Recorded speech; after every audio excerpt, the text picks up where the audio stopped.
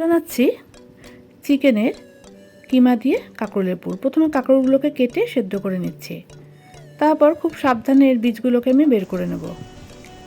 বীজগুলো বের করে নেওয়া হয়ে গেলে 4 থেকে 5টা মিডিয়াম সাইজের পেঁয়াজকে চপ করে নেব। পেঁয়াজটা বেশি লাগবে এই কারণে একটা আমি পুর বানানোর জন্য নেব, আর আমি গ্রেভি বানানোর জন্য নিচ্ছি। তারপর কাঁকরোলের সেদ্ধ করা বীজগুলোকেও 2 কোয়া রসুন আর কাঁচা লঙ্কা দিয়ে এগুলোকে আমি চপ করে নিচ্ছি। এগুলোকে আপনারা পেস্ট করে নিতে পারেন। তারপর চিকেনটাকে আমি হালকা সেদ্ধ করে এটার কিমা তৈরি করে নিচ্ছি।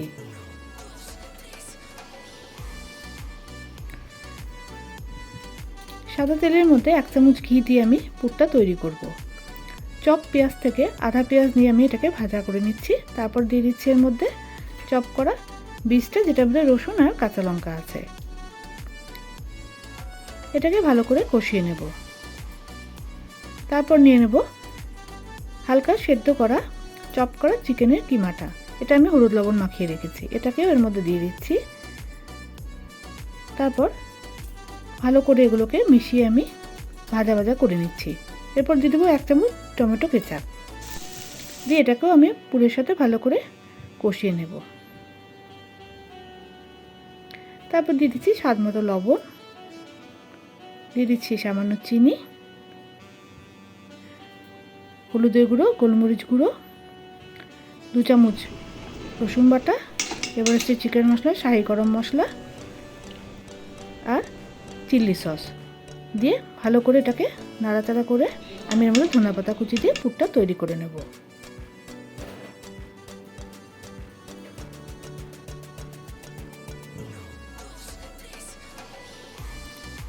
পুরটা তৈরি হয়ে গেলে আমি একটা প্লেটের মধ্যে এটা ঢেলে রাখছি।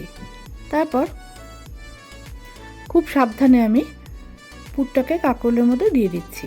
তারপর একটা ব্যাটার তৈরি করব ভাজার জন্য। বেসন আর আটা নিয়ে নিচ্ছি।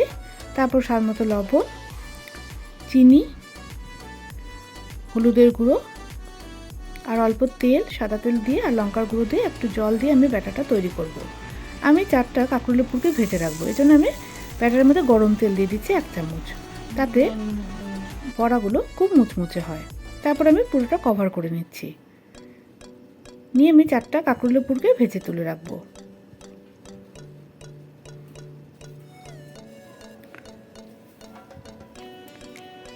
এরপর আমি গ্রেভির জন্য তৈরি করব।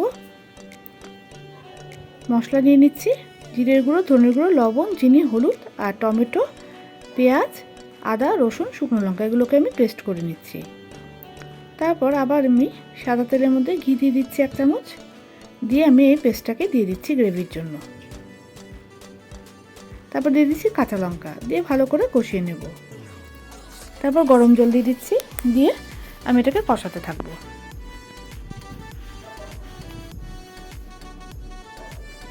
কষে গেলে আমি এর মধ্যে আবার জল দিয়ে কিছুক্ষণ ফুটিয়ে আমি কাঁকরোলের পুরগুলো এর মধ্যে দিয়ে নাড়াচাড়া করে নেব খুব সাবধানে।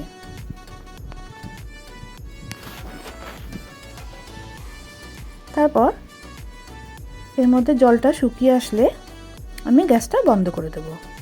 তারপর আমি দিয়ে দিচ্ছি 3 কোয়া রসুন বাটা, এভারেস্টের চিকেন মশলা আর ধনেপাতা কুচি দিয়ে আমি নাড়িয়ে চাড়িয়ে তৈরি হয়ে গেল চিকেনের কিমা দিয়ে তৈরি কাঁকরোলের পুর।